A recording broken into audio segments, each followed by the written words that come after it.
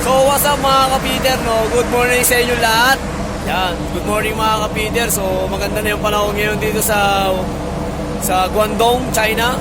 Kung saan nagda-dry na kami ngayon. O yan, ganda na Yan, medyo maganda na panahon.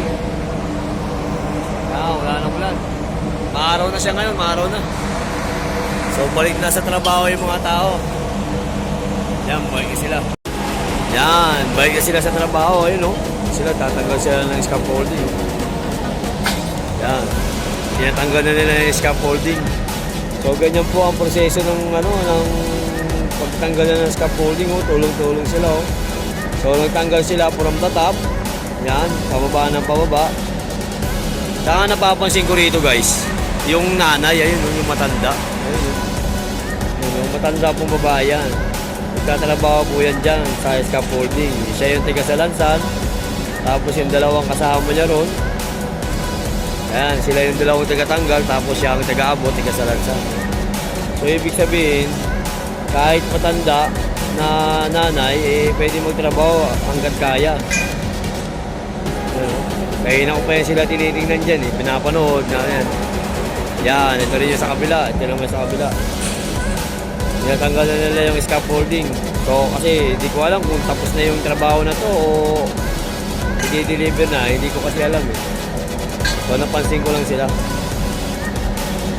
Tsaka yung pagkano ng scaffolding, yung pagkakalam ko dyan, hindi yan basta-basta. Alam ko may mga training yan Yan, so shoutout sa mga nagtatrabaho ng scaffolding. So shoutout sa inyo guys. Ingat kayo lagi,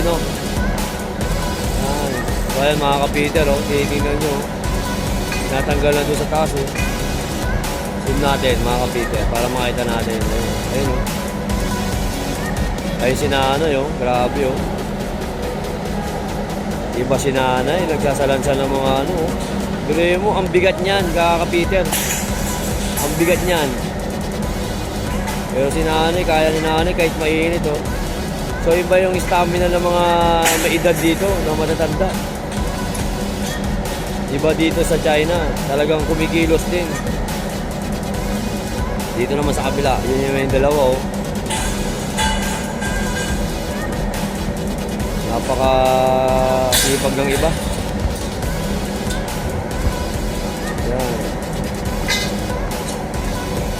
So back to work na yung ibang tao rito sa Guangdong Shipyard, sa Costco. Yan, meron din doon, may mga tao din doon na nag-aasikaso na. Back to work na sila. Yung mga nakaputi na yan yung mga supervisor o supervisor, mga tatawag pa, foreman yan. Yung baga sa dako-dako ng shipyard. Sila, back to work na sila kasi maganda na ang panahon dito sa Guangdong. Yan. Siguro tatapusin nila hanggang doon sa dulo yan. Hanggang doon sa dulo, tapusin nila yan. Grabe, tiyagahan nila kahit mainit. Yan.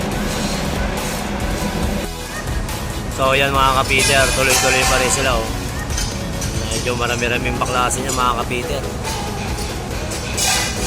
Si nanay, nandun pa rin. Ayan si nanay. Ayan si nanay. Yung dalawa nandun sa taas. Apat sila pala. Yan. Tao ba? Dalawa sa lansan. Yan.